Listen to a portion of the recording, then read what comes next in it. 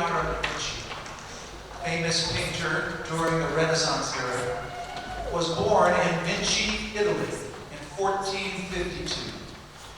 While he has a collection of beautiful works, perhaps one of his most famous paintings is The Last Supper. In 1494, when Leonardo was 42 years old, he was hired by the Duke of Milan to decorate the dining room of the convent church, which was the favorite shrine of the Duke's young bride. For the dining room's theme, Da Vinci chose appropriately The Last Supper.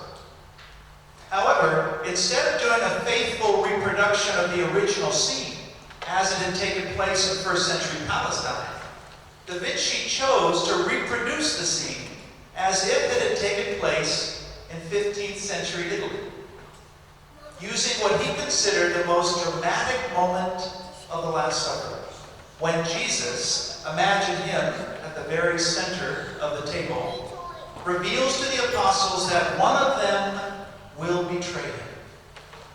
In this living dramatization, reset to modern times and language, we get a glimpse of what the apostles might have been thinking, feeling, and saying after Jesus speaks those ominous words, "One of you will betray me."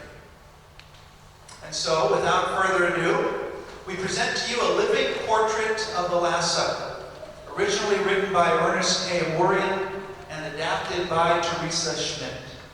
May it serve as a reminder that we all have our own story, our own history, our own strengths and weaknesses, even the 12 apostles.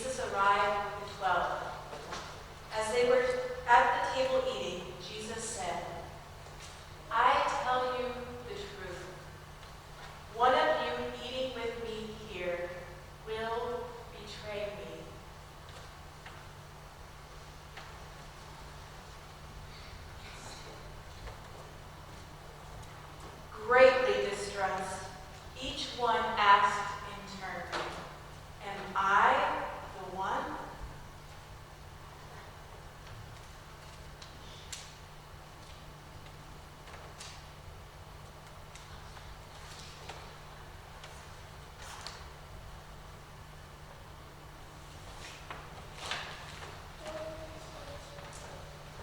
Hi, my name is Nathaniel. My friends call me Bartholomew. Like many of the disciples, I'm a fisherman, and I met Jesus when I was a disciple of John the Baptist.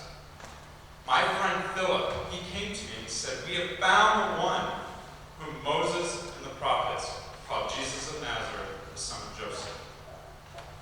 I had to laugh, and I apologize, but could anything good really come from Nazareth? I mean, no offense to Nazareth, it's just so small and insignificant. Would God really choose to reveal his chosen one in Nazareth? Well, we went to go see Jesus, and when I met him, Jesus said to me, "Now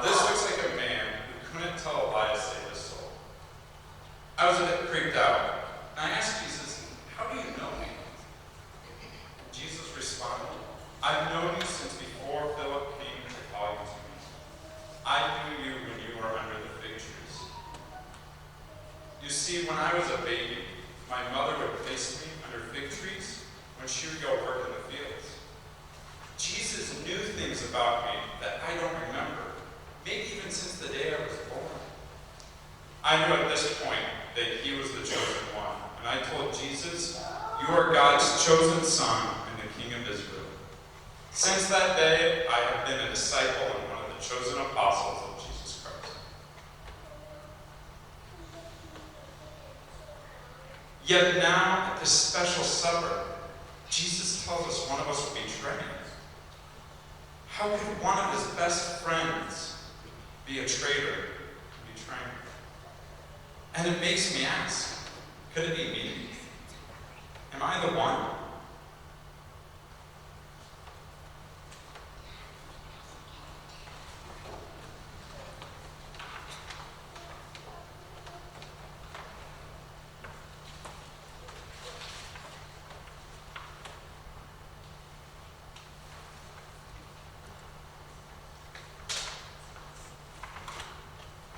My name is Matthew, but some people call me Levi, or that darn tax collector like Zacchaeus. Well, I actually changed my name, and I changed my life when I became friends with Jesus. It was a regular boring day in the office, collecting taxes, when all of a sudden Jesus burst in through the door, exclaims, "Follow me," and then runs back out. Well, this was completely different than my everyday routine, and of course I knew that I had to follow him. I found Jesus so interesting, so inviting, so compelling, that I decided to ask him and his disciples to come to a dinner party I was having that night at my house for some co-workers and some business partners. Imagine my embarrassment, imagine my horror when the Pharisees showed up and started criticizing Jesus for eating with sinners like me. But Jesus stood up for me, and he said, "Those who are healthy do not need a doctor, but those who are sick do." I was impressed. And I knew right then and there that this was the kind of life that I wanted to lead.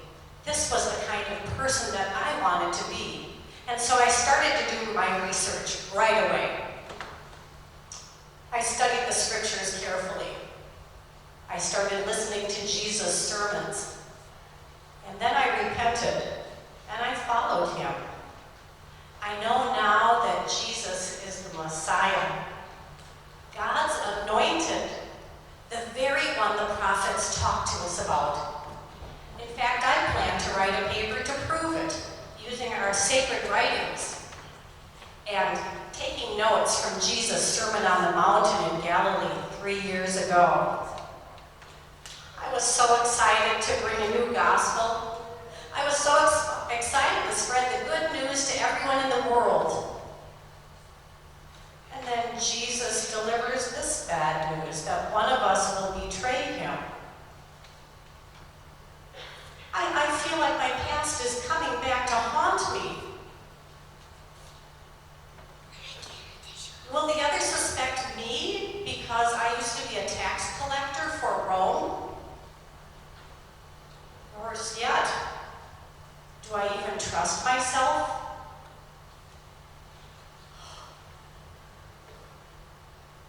Am I the one?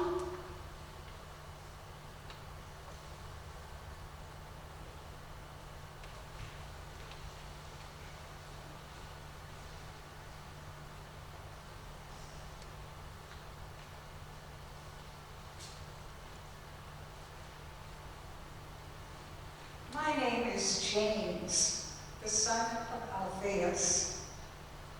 James is kind of a common name, and so since I'm sort of short, I'm often called James the Little or James the Lesser. I remember so well the day I first met Jesus. I was walking along the road, kind of toward where John was doing his baptism.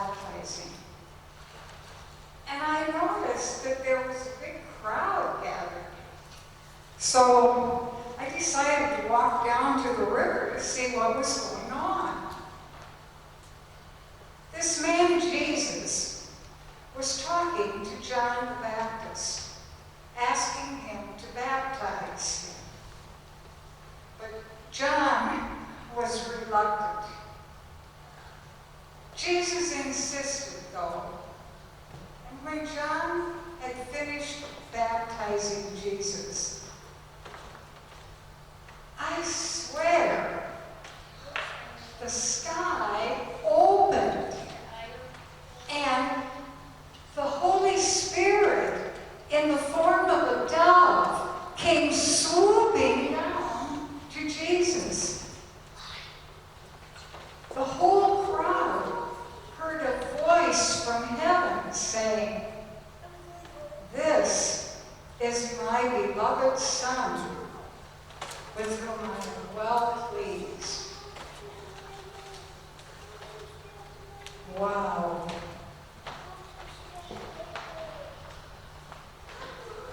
At the end of Jesus' first year of ministry, he asked me to be one of his 12 disciples.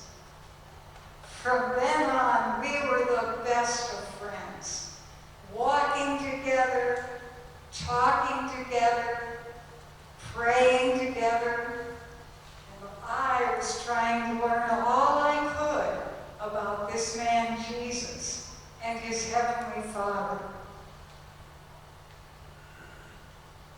But now he says one of us will betray him. No way! It can't be one of us, his closest friends. It has to be an outsider, someone crazy. But Jesus is so sure. And I have to ask myself, am I the one?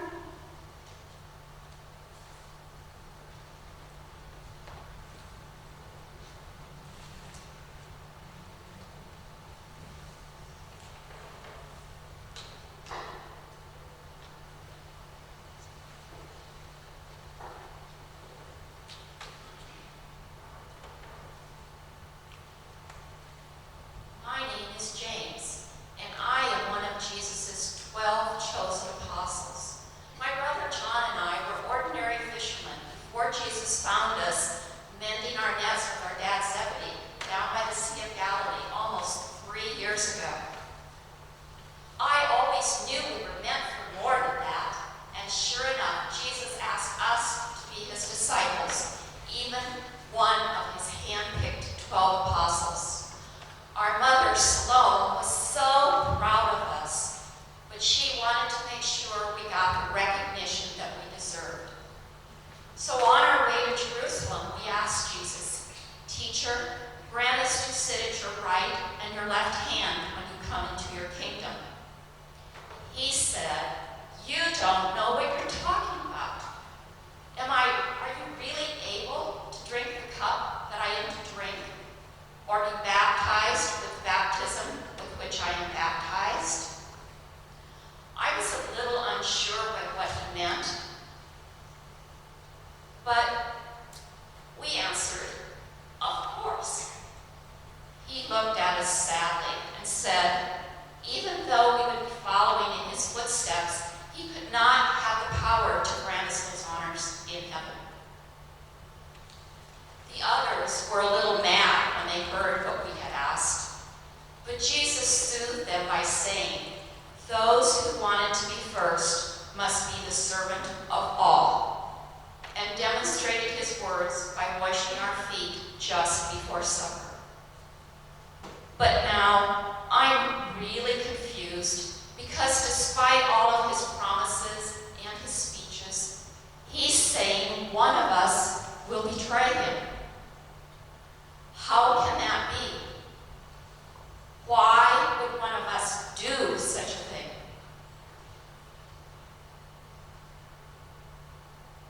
I have to wonder, is it I? Am I the one?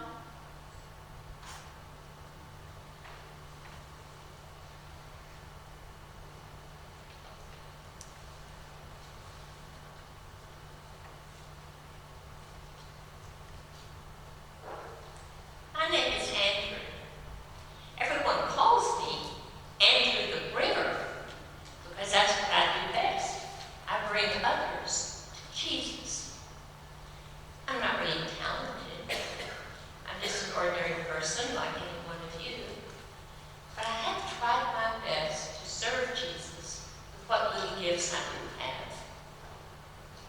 I did bring my brother, Peter, to Jesus, and I've been amazed watching him be transformed by Jesus.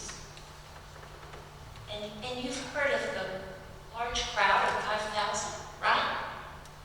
I'm the guy that found the boy with the original 5 loaves and 2 fish. What a miracle. And then the other day, some Greeks came by looking for Jesus, and I was asked to sit in with them and help them see the light.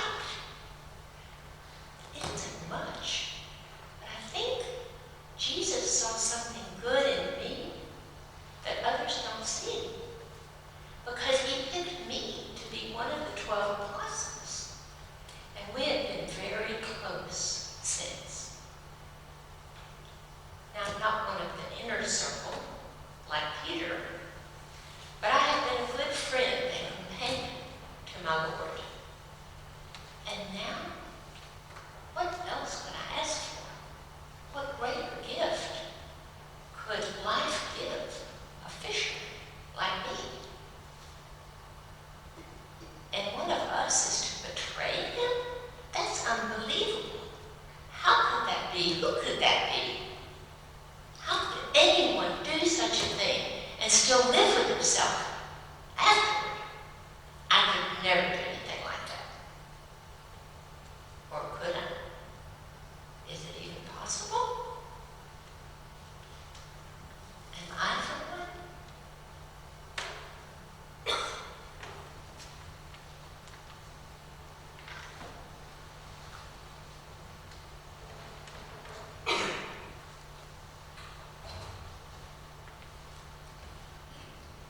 My name is Judas of Carriac.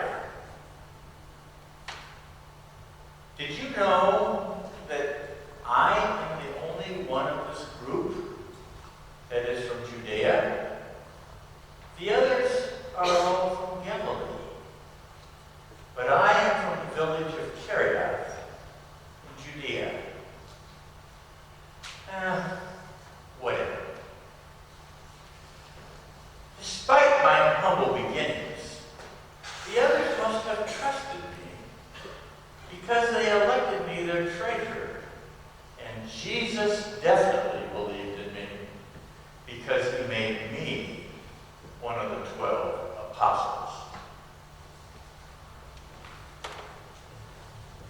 You know, people think I take money for myself. And that when Jesus talks about love of money and greed, he's looking directly at me. But of course, when Mary washed Jesus' feet with all that expensive perfume, I complained. What a waste of money. And if I happen to make a deal with the high priest and happen to have 30 pieces of silver on me, so what? That's my business.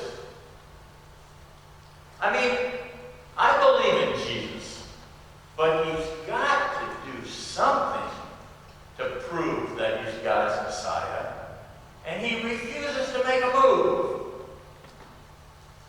Now I've made one. And he's hinting that he knows what I've done. He even mentioned it while we washed my feet a few moments ago. Geez, give me a break. I'm not as bad as you think I am, nor are you as good as you think you are. What makes you better than me? And what would you do if you were in my shoes and you wanted to get the ball rolling and he refused to make a move? He needed a push. But now I'm wondering how to play this. Do I pretend that I didn't hear what he said?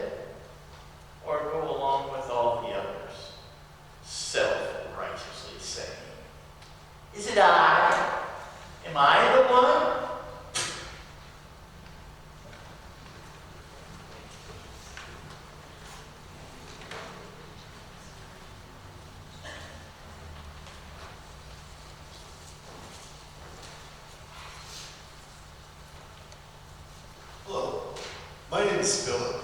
I'm from Bethsaida in Galilee. I remember the first time I met Jesus. My friends and I listening to John the Baptist speak when Jesus came and called us to become his disciples. We just immediately turned and followed him. No questions asked.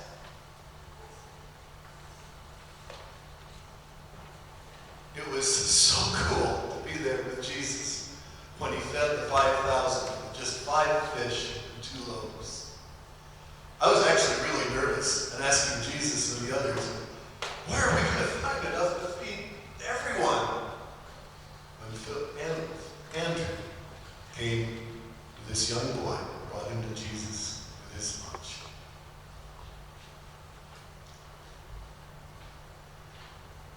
Andrew was really good with stuff like that. The other day, these Greeks came to me asking for an interview with Jesus. I really was unsure what to do, so I talked to Andrew first before we introduced them to Jesus.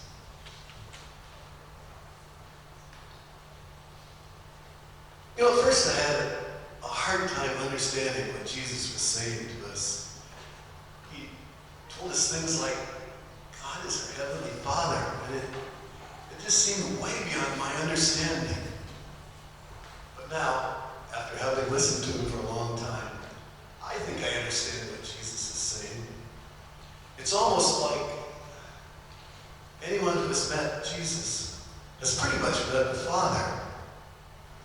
Because in Jesus, I see everything I want and expect to see in the Father. And there's nothing, absolutely nothing about Jesus that I wouldn't want to find in the Father.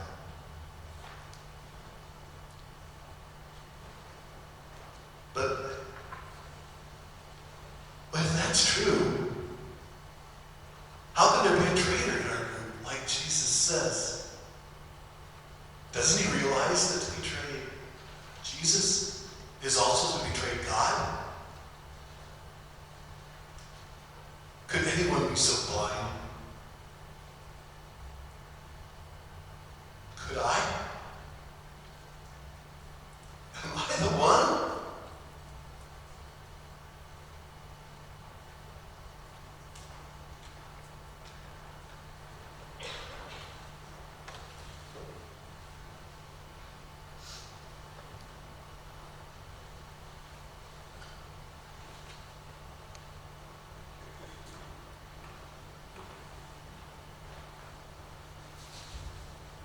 My name is Thaddeus. I am one of the 12 disciples called by Jesus to be an apostle. It is such a proud moment for me. Jesus called only 12 of us to be the foundation of a new kingdom, just like there were 12 tribes that were called to form the foundation of the old Jewish kingdom. It is such an honor. I feel like I do not belong among the apostles, but Jesus called me.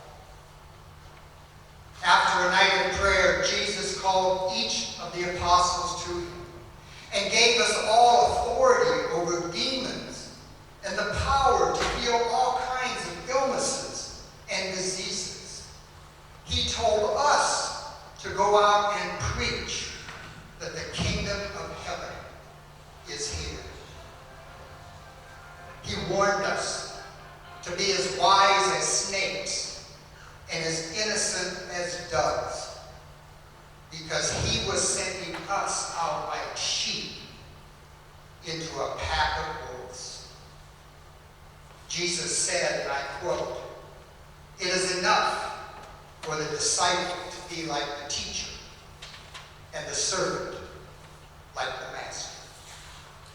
It reminded me of when we were in Jerusalem and Jesus invited people to come to him, saying, "Come unto me, all of you who are tired and stressed, and I will give you rest. For the burden I bear is easy and light."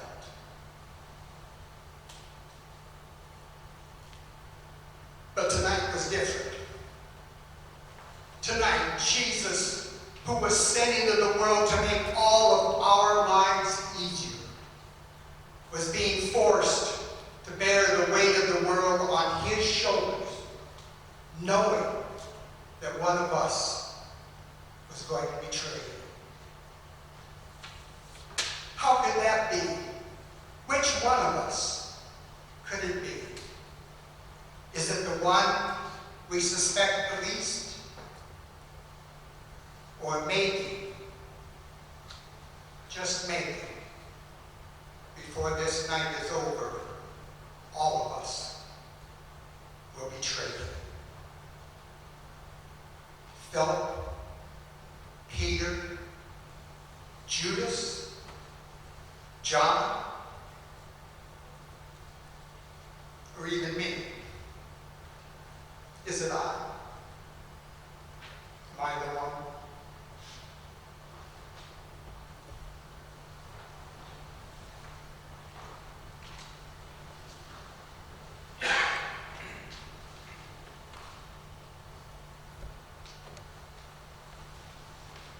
I am Thomas, the twin. My friends, my Greek friends, call me Didymus, which also means the twin. And some of you might know me, but I'm not really a glass half empty kind of guy.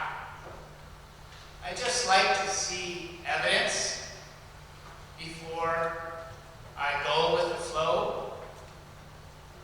I like to see some proof before jumping on the bandwagon.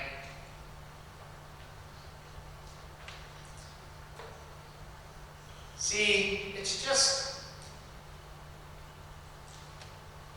that people underestimate me. Like there's a nice story that I like to remember. It's all about when Martha and Mary came running to see Jesus. They were grief-stricken. They told him about their brother Lazarus who had died. Jesus wanted to go to see him right away. All of our friends were afraid. You see, Bethany is kind of a dangerous place, and Jesus is not well liked there. But he was insistent. He really wanted to go. And I backed him up. I said, we should go with him, even if we have to die with him. See, that's what I mean. It's stories like that people forget. They don't remember how I can be faithful and courageous.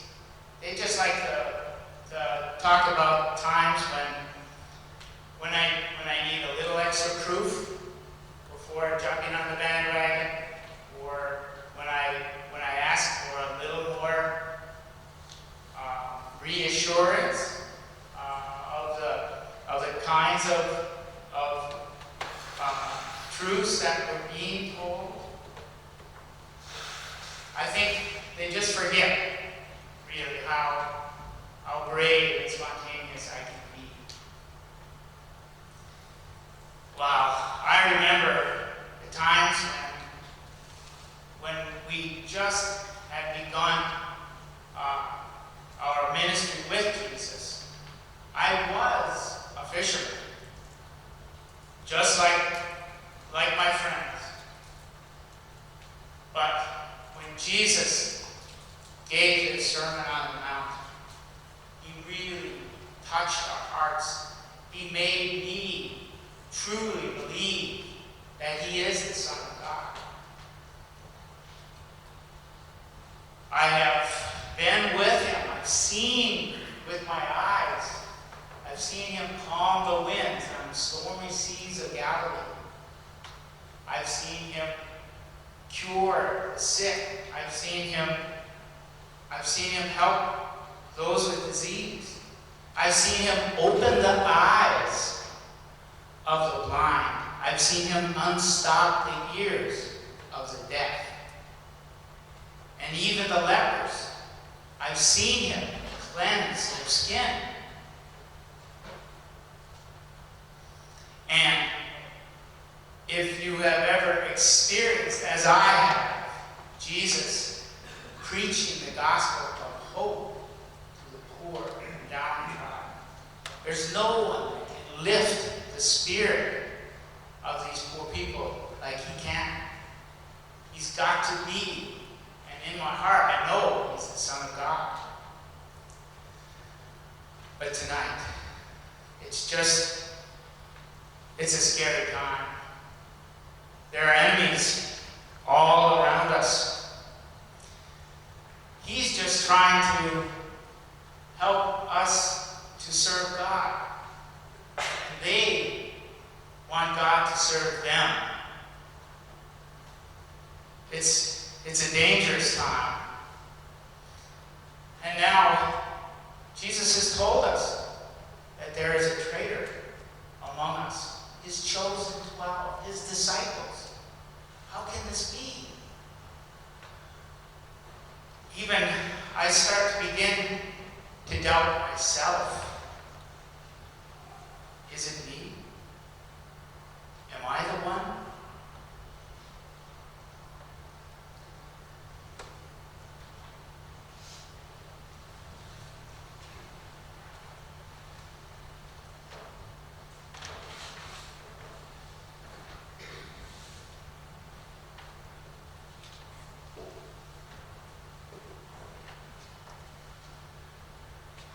After Jesus called Peter and Andrew to follow him, he came to me, John, and my brother James. We were standing in a boat, mending nets, and Jesus came up and he called James and I to follow him. And we did. We just left everything. We left our dad, we left our boats, and we left and followed him. It was the easiest decision I ever made. It was probably the hardest decision I've ever made. See, I've seen Jesus preach and I've seen him work miracles. I believe he is the Son of God more than anyone. But I've also seen him as a person, seen him as a friend. I've seen him struggle. I've seen his victories. I've loved him as a friend, and he loved me. He called me the beloved disciple.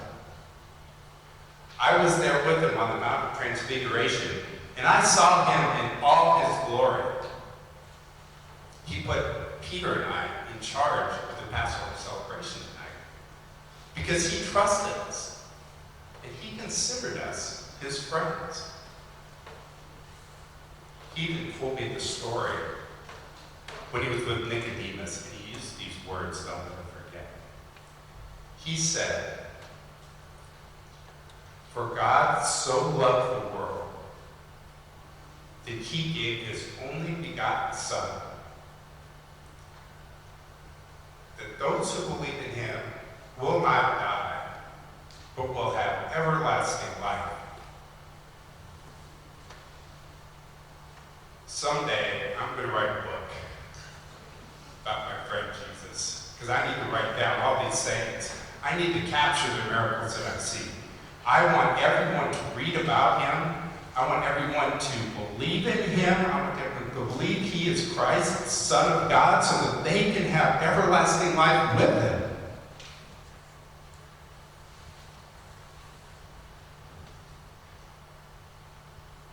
And yet, he just said, one of us is a betrayer. I can't believe that. I don't want to believe that. So now I'm trying to figure out who it is. I know it can't be my brother James. It can't be Peter. It can't be Andrew. It could just as likely be John, the beloved disciple. That can't be, can it? It can't be me.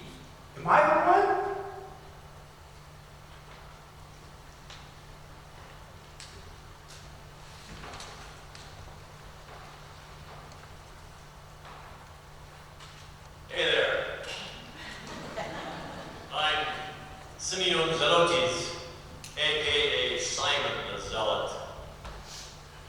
Before Jesus called me, I was hanging out with a bad crowd known as the Zealots. Basically, we were a bunch of angry, trigger-happy revolutionaries, all armed and ready for a rebellion against Rome.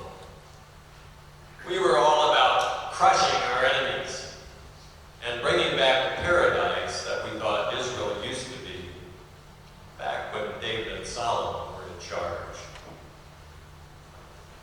Perhaps you can imagine my surprise when Jesus talked about a very different kind of paradise, a kingdom of the human heart, when God alone is in control. I can't explain it, but I was totally blown away.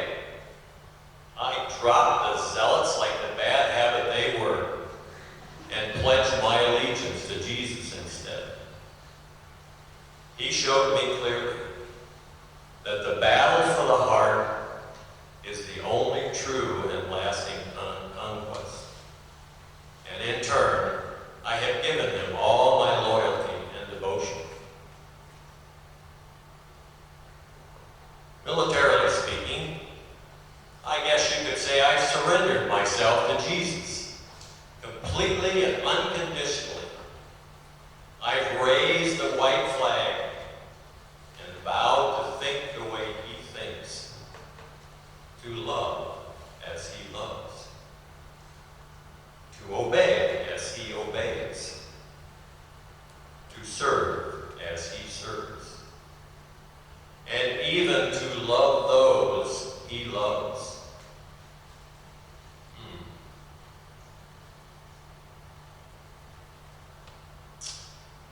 Of course, there are some from my old gang who think that means I've given up my freedom and my free will.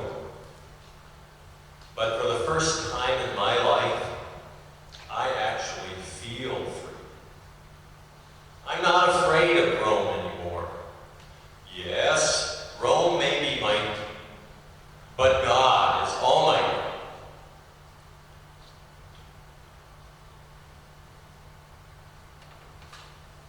Now,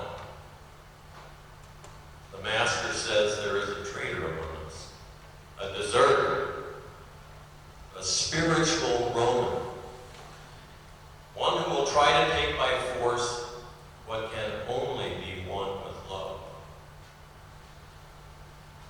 Who can it be? Matthew, the tax collector and former servant of Rome? Or does everyone suspect me simply because I'm the only one with a history of violence? A question I do not really want to ask. Could I be the one?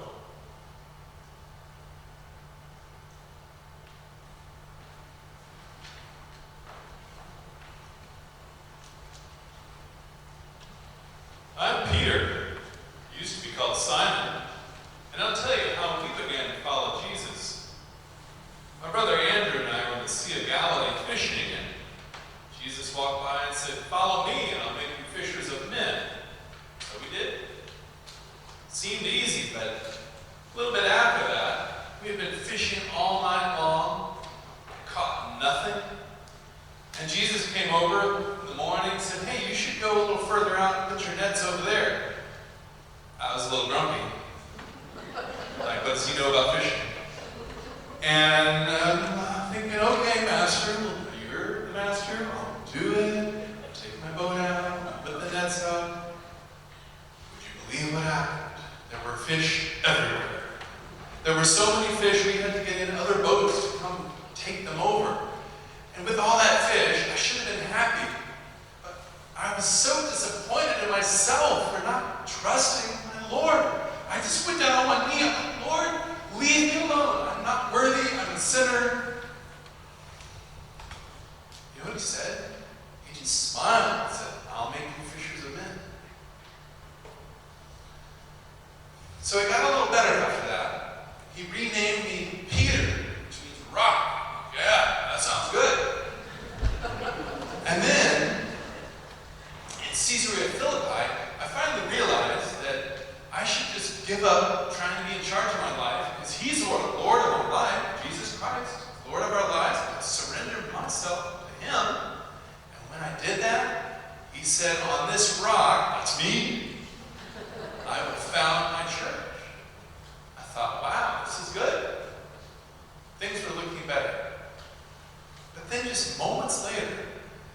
was telling us how he was going to have to go to Jerusalem and be killed by angry men. Well, naturally, I argued with him. We have to stop those angry men. You know what he said to me? Get behind me, Satan. Oh. Am I the bad guy or the good guy here? I'm trying to follow him the best I can. I just don't know. Am I good or evil? Moments ago, when he announced somebody would betray us, I said, never me, Lord. I'll go to the death for you. And he just shook his head and said, you'll betray me 3 times before the sun rises. Oh, I'm the big fisherman, they say, but I feel so small with Jesus. I just don't know who I am. I don't know how to do this, how to follow him. I mean, what if I were the one to betray him? Then would he kick me out of his group? Would I not be able to share his kingdom anymore? When he first announced that somebody might betray him, I thought, if I knew who that was, I would just pierce that person's heart with a knife. But what if it's me? Not if it pierced my own heart. I just don't know how to take this. I don't know who it's going to be. Am I the one?